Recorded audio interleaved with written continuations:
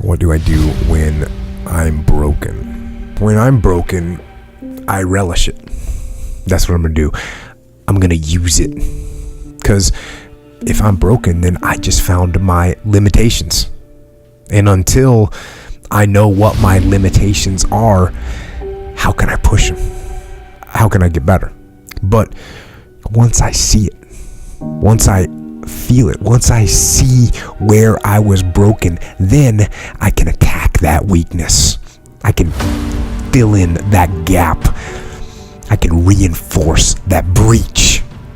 If you break, it means it's time to fortify your will to make it stronger. There's all kinds of different ways to break. You can break physically, you can break mentally, you can break your heart, you can break your spirit, and none of those are fun, and all of those are gonna leave a mark.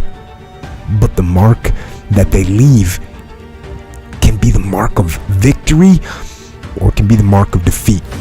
Because every time you break, and in every way that you break, while it's a chance, it's definitely a chance for you to give up and for you to just to fall apart.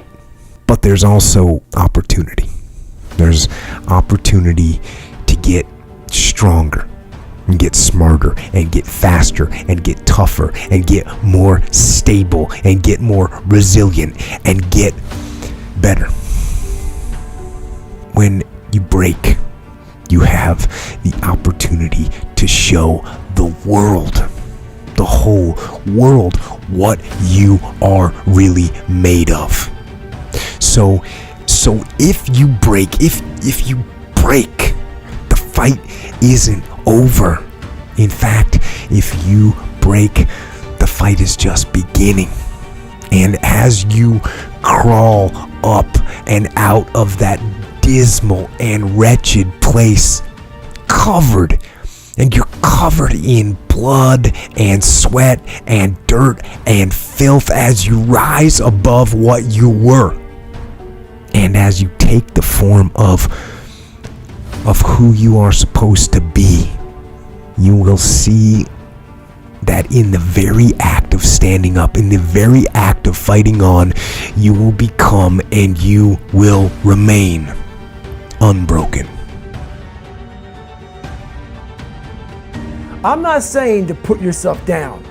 I'm saying listen to the truth. And the truth isn't in the 20%.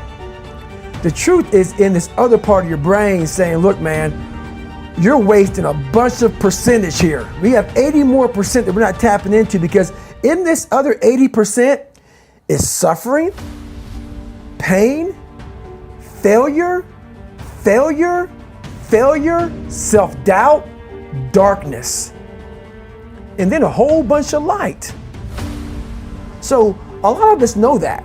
I can get over here, but over here, man, this is much better, because I gotta go through this journey that is not fun. This from 20 to 100%. So we decide to live over here. So everybody goes, how do you do that? You know exactly how to do that. You know exactly, it's not a magic trick.